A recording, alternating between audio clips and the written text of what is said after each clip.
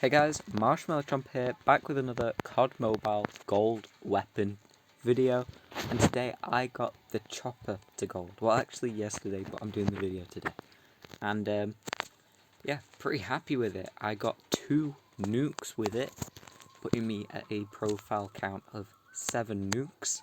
So, obviously, if I've only got 5 nukes since Halloween last year, which is pretty much day 1, then getting 2 nukes within a few weeks with this not only shows I'm getting better for 1, but 2, the chopper is incredibly underrated. Now, what you should know is that to get nukes, you need to be ideally at quite a long range. But I've not even max leveled the gun, and I got it to gold, which is pretty cool. Now, I've been playing with it some more, and it is pretty much max level now, but I mean, it's still not max level technically, and it hasn't been, well, it wasn't when I got it gold. So, I'll go through my ideal loadout, and then over some other attachments that I enjoyed using throughout. Although I am going to be honest, the chopper is a really good competitive weapon without using any attachment, and for quite a long period, including the time I got one of my nukes, I had no attachments, and this was in ranked. No attachments on the chopper. So it is worthwhile just giving it a go without any attachments. It does seem at times that it's really bad, but you will end up getting either a comeback or your next match will be amazing. It doesn't feel great, but you are doing really well, and then after a bit you just know that you're doing well. So this is my ideal setup. It's not stunning. I've not found any game-breaking mechanics with it. However, it does work really well. So we've got the holographic sight, just because ideally I did run it with iron sight for a long time, and I decided I will give up the chopper infantry and replace it with the holographic sight, because yes, the chopper infantry does increase damage range, but it's got enough of a damage output at long range to be just fine without it, and you can still laser people across the map through tiny gaps that they can't even see with relative ease. I got the MIP strike stock equipped, which gives me ADS bullet spread accuracy, flinch stability, and lateral recoil stability for sacrificing a bit of ADS movement speed.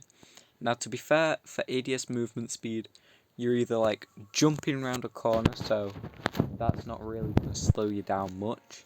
So in that case, you'll probably kill them before you have to walk whilst zooming in, or you're going to be miles away, just hitting people from really long distances and just chipping away at them incredibly fast. So you're not going to be moving ideally whilst zoomed in.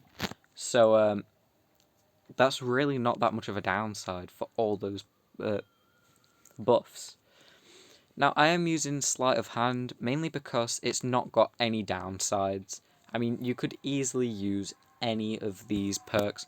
Ideally, probably not headshot XP. I mean, you pretty much get your gun about max level from just getting it 2 gold, so there's no need to rush, there's no attachments that you must have. Like I said, it's a perfectly fine weapon with 0 attachments. And I mean, full ammo is probably a good one, FMJ is probably a good one. A couple of the others, like Disable and Wounding, pretty much all of them are, especially Stealth Kill, I used to use that. But Sleight of Hand is the one I decided to go with.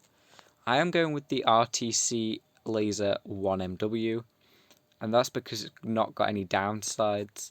I am starting to try and use both ADS and hipfire, and I did use it quite a lot with the chopper, so that's why that's still on here.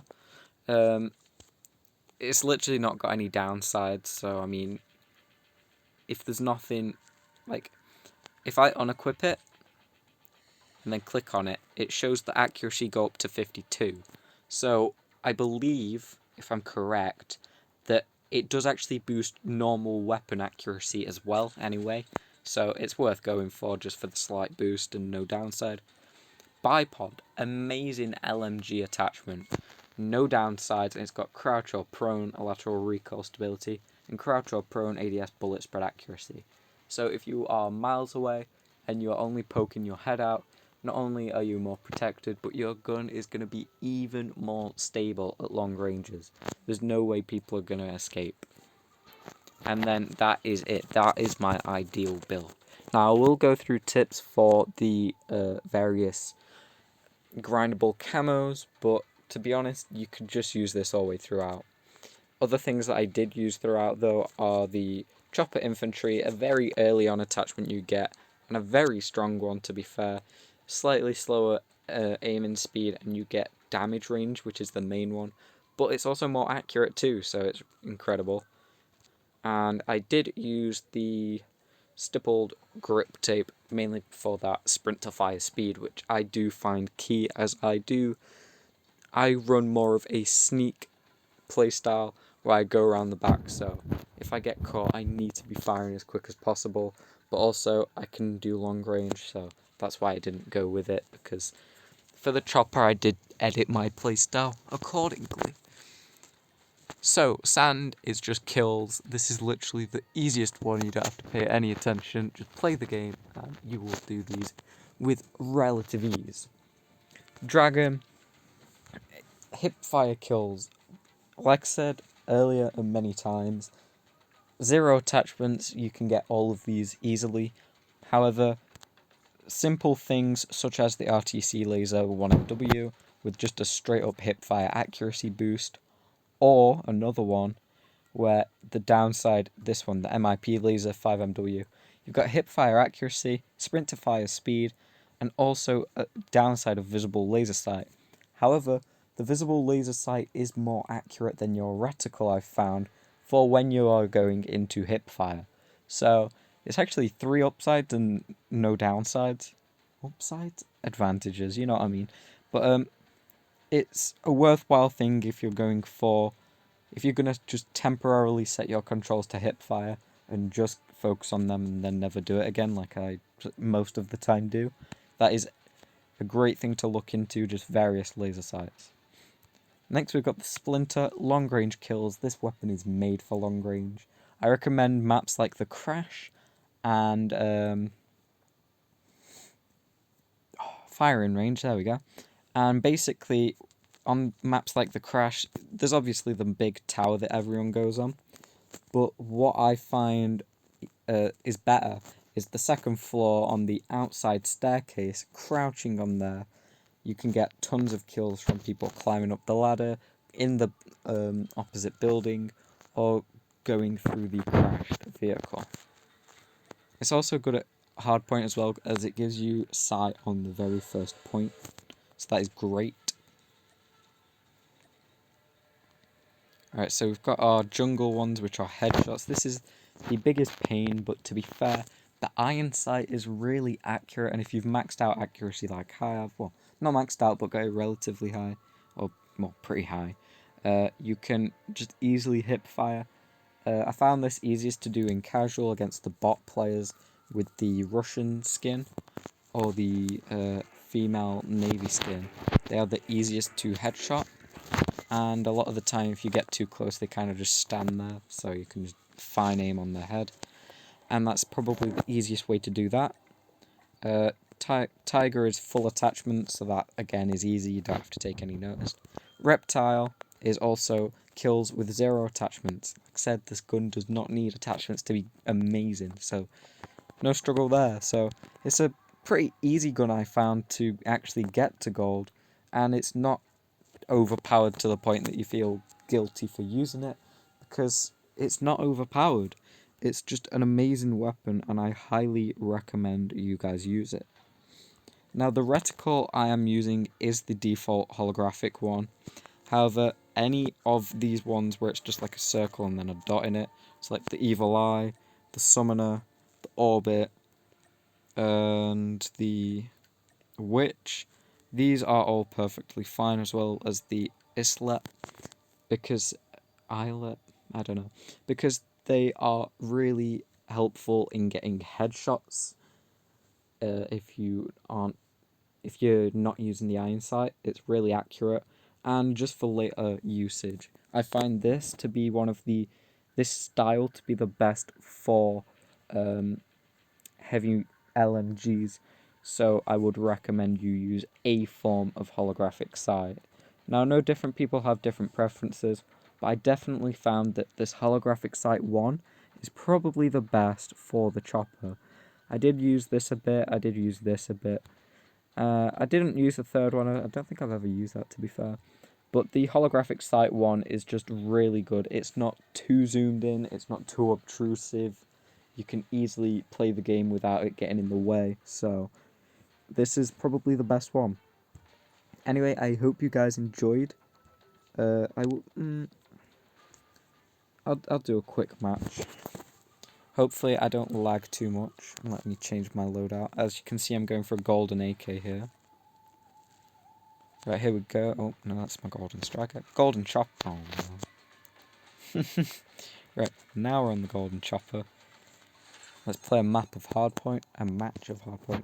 If the map is Crash, I will demonstrate the spot that I was on about. Other maps are Raid, that's a pretty good one. We're on Rust. Rust, I did get my other nuke on. I was just on the top middle all match. It's pretty easy to maintain control with such a massive capacity weapon.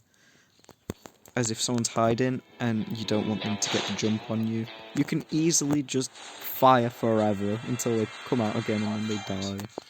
I'm also running a pistol, which I only need headshots on to get gold. I'm not sure how bothered I am at maining that, or if I'll just wait until I eventually get it through coincidence.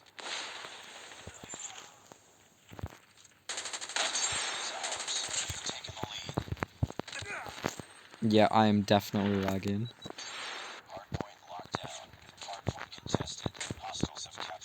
So for close range combat, I do recommend you run the pistol, because when someone is getting close to you, you need something to swap to easily. Oh my god, that was lagging so hard.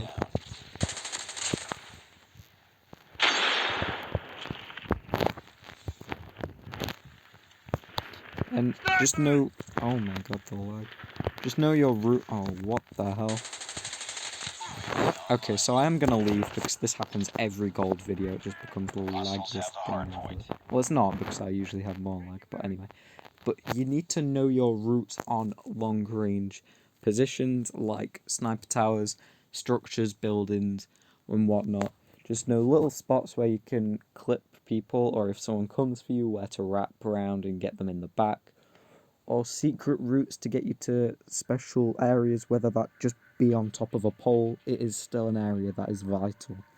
So I'd say this is really good if you learn your maps, and yeah, it's a great weapon, give it a shot. It didn't actually take me that long, it took me a couple of weeks from not having any grindable camos with it. So thanks for watching, see you guys next time, goodbye.